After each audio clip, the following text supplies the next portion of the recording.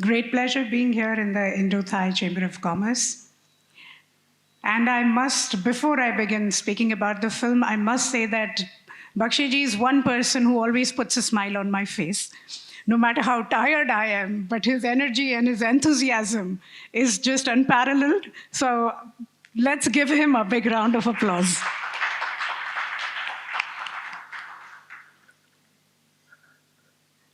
Vivek and I, we consider ourselves lucky that during the course of making this film, we got to know the Kashmiri Pandit community. And what wonderful people they are. Their hospitality, while we were visiting them in their homes, talking to them, it was just such an amazing quality these people have that today, I mean, we've spent 4 years on this film. We started the research in 2018, but today we feel a part of the community. We feel Kashmiri Pandits ourselves. I'm just going to take you through the story of the making of Kashmir Files. So we had just finished shooting for our film, The Tashkent Files, and it still hadn't released. And we decided to start our work, start the research for the next project. Vivek happened to go to US for some meeting, and it was a very chance meeting with Dr. Surinder Kaul, who's the founder, one of the founders of GKPD. They had a little talk, and on his way back, I think he was thinking about the film. He was thinking about the subject. We still didn't know at that point whether we would be making a film or a documentary or a web series, or we somehow thought that this should come in front of the people, but we didn't know in which form it would come. So he came back and he spoke to me about it. And like many of you, I was completely unaware of what was happening in Kashmir. So I decided to start my own research. I went through all the genocides of the world, the Rwandan genocide, the Armenian genocide. I went through what happened in Eastern Europe. And we also went through the UN guidelines of genocide. And we realized that, I'm not very sure about the exact number, but I think there are about 10 points in the UN guidelines of genocide. And I think even if you qualify in one, it is considered to be a genocide. I think Kashmiri Pandit community has gone through almost all of them. And yet nobody took cognizance of it. And what really amazes me is the fact that a lot of times when we spoke to ordinary people, not people from the Kashmiri Pandit community, but to ordinary Indians when we were traveling, and we asked them if they knew about this, obviously nobody knew about it in detail. Some people knew about this issue in bits and pieces, but as you start traveling away from Delhi, geographically as you start coming downwards, mostly in the southern area of India, the news hadn't really reached. In fact, there is an actor in the film by the name of Prakash Belavadi, who's also a very famous theater director from Kannada, a Kannadiga theater director. He, in fact, had no idea that something like this had happened in Kashmir. And he, before being a theater director, before starting with theater, he used to be a journalist. And after the release of the film, he put out a video saying that the media is to be blamed as one of the system, the politicians, the media, a lot of institutions have been blamed for putting a lid on the truth. And he said, unfortunately, I belong to that community.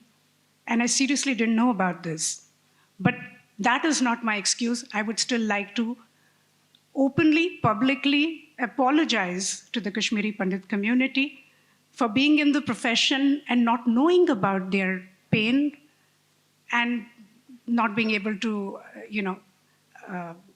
make other people know about it. So there was a lot of, emotional ups and downs that the entire unit, our cast, our crew, our technicians they went through. Just to give you a glimpse of the amount of atrocity that has been happening in Kashmir. There was a lady that we had met. And I must tell you, since I touched upon the Kashmiri hospitality, I must tell you that every place we went to, we were served the best Kashmiri food. And Kashmiri Pandits have a tradition that on the table, you need to have, 7 or 9 colors? 9 colors. So your table needs to be full of 9 colors. So they had Rogan Josh, and they had Nadru Yakhni, and they had Damalu, and oh my God, the haks, different types of haks. And there was so much food on the table, always. And people would greet us with a smile. They would be happy that we are going to their homes. They would be very happy to serve us food, eat with them, talk to them, sit around, talk about the world, talk about all the other things, joke a bit, laugh a bit. And then we would sit down for the interviews.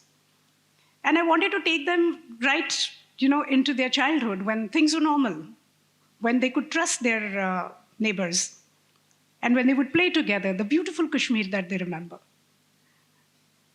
But before going into the childhood, I just wanted them on record, because we were shooting long format video interviews of all the victim families. The reason we did that was because normally, you must have seen in all civilized society, the government sets up a war tribunal where the victims are called and they're interviewed. Nothing of the sort has happened in India ever. So how do we go and find out the real human stories? So Vivek and I, we decided to go and interview these people on video. We took their permission, and they also are willing to come in front of the public. I mean, they said that you can release this as a documentary. And we want people to hear the account from our own mouth, So it was very brave of them.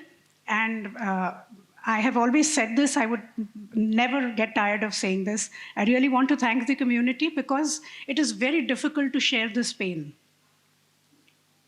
All of us have lost our loved ones. We all feel the pain of losing a loved one. But when you've lost someone very brutally, and nobody has been punished for it, and after that, when you go and try and tell people that, look, my father was killed, my father was chopped into 50 pieces, and the person who killed him is still, roaming around with a gun in his hand. God knows how many more people is he going to kill, and nobody gives you a year. And then you decide to clam up, because nobody's going to hear you. And for 30 years, you keep that wound within your heart. I don't know what made the community trust us. They opened up their, the most intimate details of how the family, how did they survive after they lost their father, or when their mother was very brutally gang raped and killed alive on a saw machine, or when the little children were shot straight in the forehead, 2-year-old, 3-year-old children. And not just on a human level, being a mother, it was very, very difficult for me to hear all these incidents. Because naturally, you go in the past, you think about your children, what they were doing when they were 2 or 3 years old.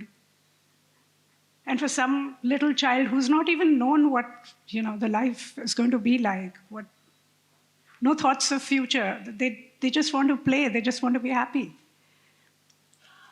And to finish a life that young, you really need to be a dead person inside. You need to be a soulless person. So after we heard all these stories, we had over 700 testimonies. We spoke to the Kashmiri Pandit community. We spoke to the police, the retired police of that time. We spoke to administrators. We spoke to journalists. We spoke to historians, we spoke to Kashmiri Pandit community experts. We got whatever footage was available. Nobody has covered the Kashmir genocide. But from somewhere, finally, we got footage of one gentleman called Manoj Raghuvanshi. Am I saying the name right? He had covered what happened to the Pandits and how they had to leave the valley and what happened to them when they were in the Jammu camps. Now, our initial research was done. And then came this absolutely unbelievable mammoth task in front of us. We had over 700 stories. And how do we put them in a 3-hour film? Because when you watch a film, you know, the science of filmmaking, if I may go into that, you always, present just a few characters that the audience starts relating to emotionally within the first 15, 20 minutes of the film, and then, you stay with those characters till the end. Now, it's impossible to show 700 people. It's impossible to even show 100 characters in the film, so what do we do? And that's where I think the genius of Vivek Agnihotri comes in. He just said, I'm going to...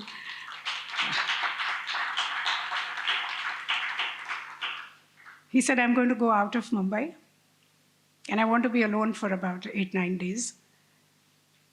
And 9 days later, he came back, and I was not supposed to call him. When he goes out to write, he doesn't like to be disturbed. 9 days later, he came back, and I knew that nothing must have been achieved because this is an impossible thing.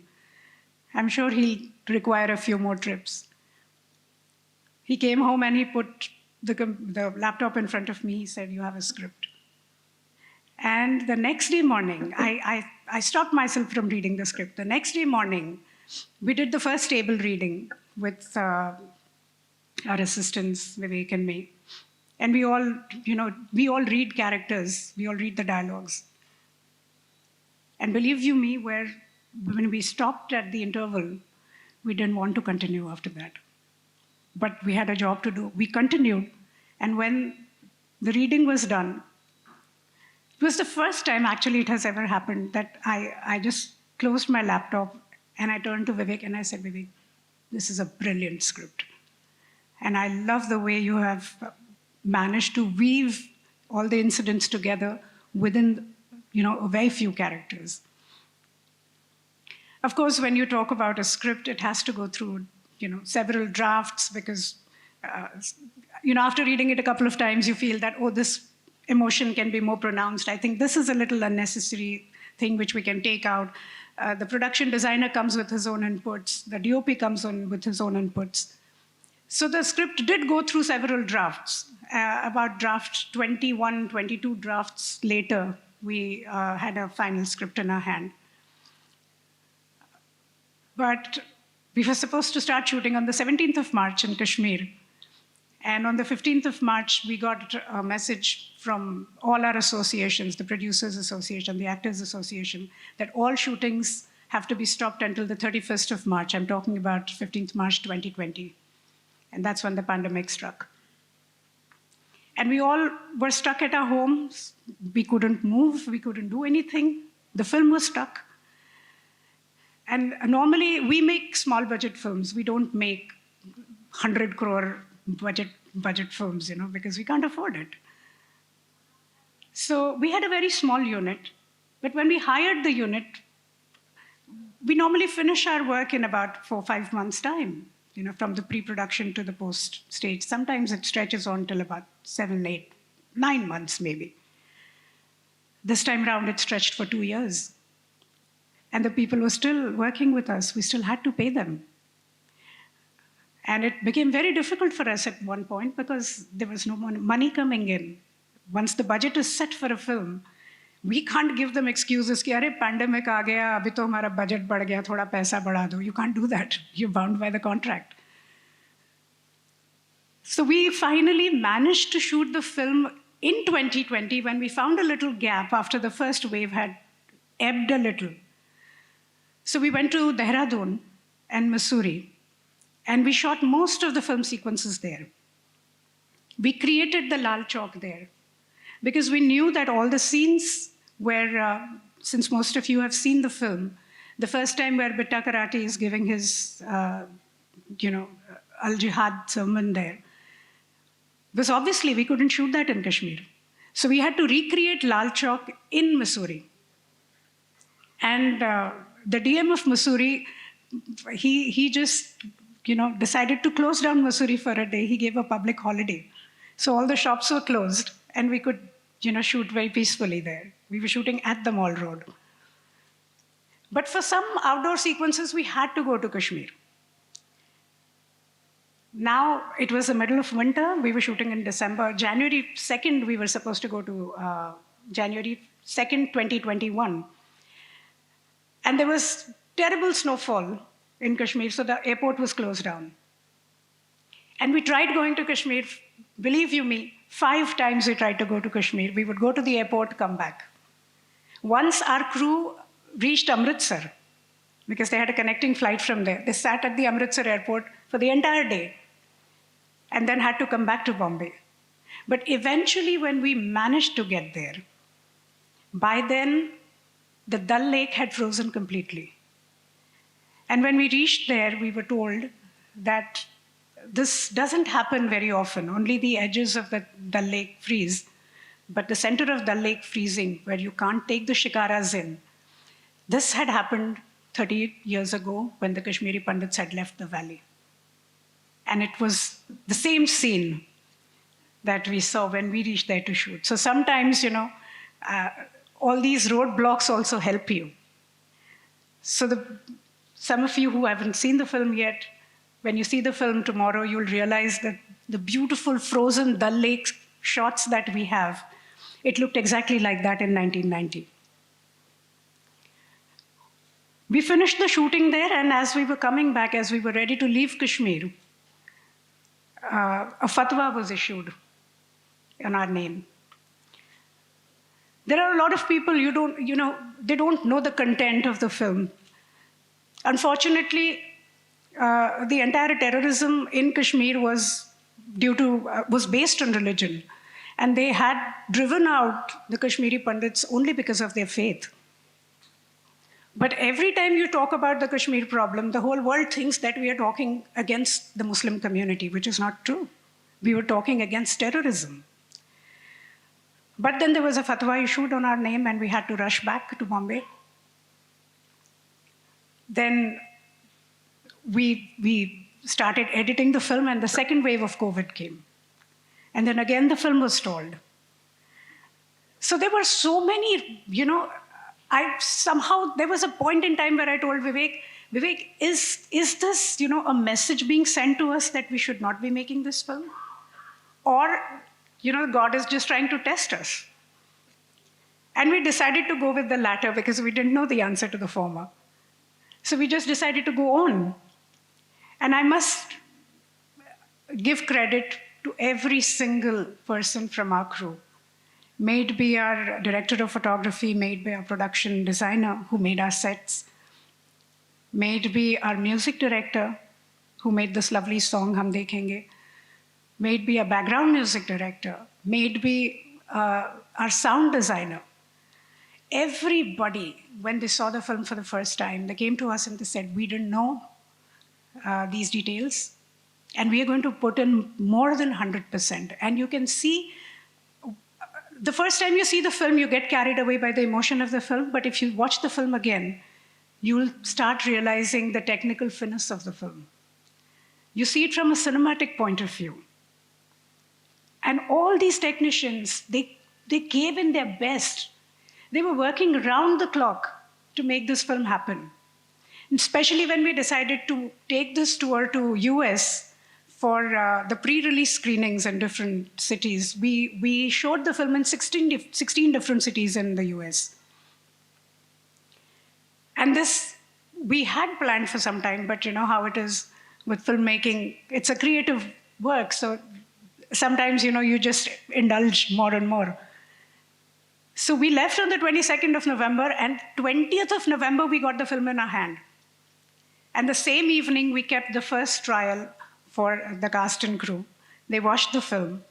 21st was the only day we had in between, and 22nd we left for USA. And we had a very successful tour there. There were a lot of people from different ethnicities who came and watched the film. And everybody connected to this problem, to this cause, to the pain that the Kashmiri Pandits community has gone through. And we have dedicated this film to all the persecuted communities of the world. Because the pain felt, when you are faced with terror is the same. That pain doesn't recognize any religion. That pain doesn't recognize any caste or creed or color. And neither do the terrorists. Even they don't recognize anything else. For them, you are just a person who needs to be eliminated. It doesn't matter which religion you belong to, which caste you belong to. And you've seen this in the genocides and the massacres and the killings and the riots all over the world. And when we showed the film in US, we were confident that this film will do well. But on Friday morning, 11th of March, when the film released, it was released in 450 theaters, 450 screens only. Because there were still some people who did not believe in the film. And in the end, you must have seen whenever a Bollywood film releases, or any film releases, you have hoardings put up of the film. There are posters of the film. When you go to a theater, you see the poster of the film that you're about to watch. There are ads in the newspaper which give you the information of where all the film is running and which all screens the film is running. There are television advertisements. We did not get anything out of this. There was not even one hoarding put up in the entire India. There was not a single poster in any of the screens. Because a lot of times, when you typically go out on a Sunday and decide to watch a film, spur of the moment you go to the current booking window, you ask for a ticket, and the show is running houseful, you decide to see some other film. But you need to be informed that there are other films running also. We didn't even get that. But you see, the miracle that happened was on the morning of 11th of March, where we released in 400 screens. By the evening, the screen count had gone up to 2,000. And this was only because of the people.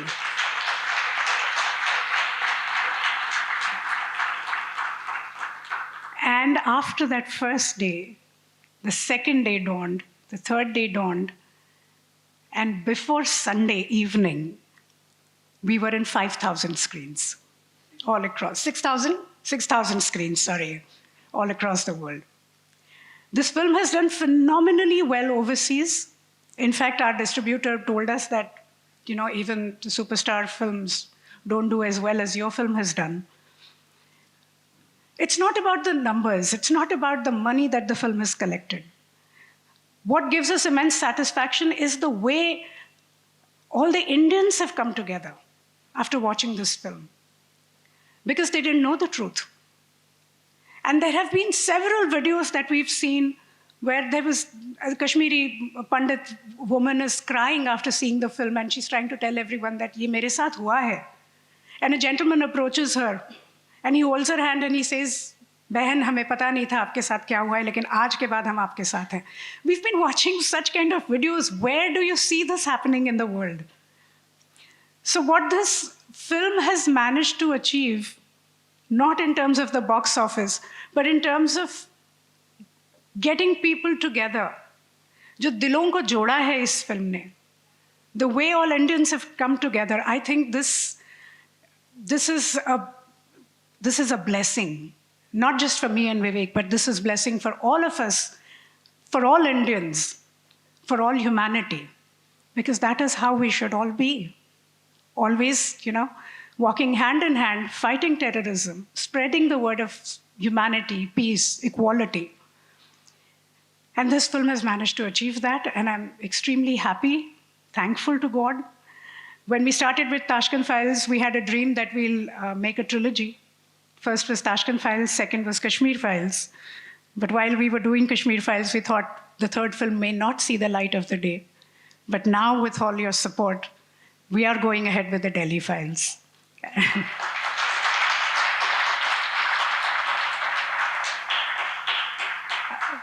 It's still in research stages. We're still talking to a lot of people. We're going through a lot of material. We'll have to travel a lot for this film as well. But I think by the end of next year, hopefully, we should be in theaters. And we'll see what happens to Delhi Files. But as far as Kashmir Files is concerned, Vivek always says that the first, the gesture that we recognize your pain. If someone comes and, आपकी पीठ को कोई सहला दे और कहे कि हाँ हम आपका दर्द समझते हैं, that is the first stage of healing. And I think the healing has begun. I would give a lot of credit to the global Kashmiri Pandit diaspora who left no stone unturned to facilitate us with all the interviews of the Kashmiri Pandit community, with the screenings in US, and of course here also in Bangkok. Thank you, Bakshiji. It is always a wonderful feeling, when you go out of your own country and you meet your fellow countrymen who are sitting with the citizens of the country and all working together, living together, spreading the joy of brotherhood. It is always a great feeling for us to see that. And having witnessed that in the last 2 days here in Bangkok, I'm extremely happy that our Indian community is doing so well here. Keep shining, keep smiling, all of you. You are the true ambassadors of our country around the world. And spread the joy and keep the humanity alive within your hearts. Thank you very much.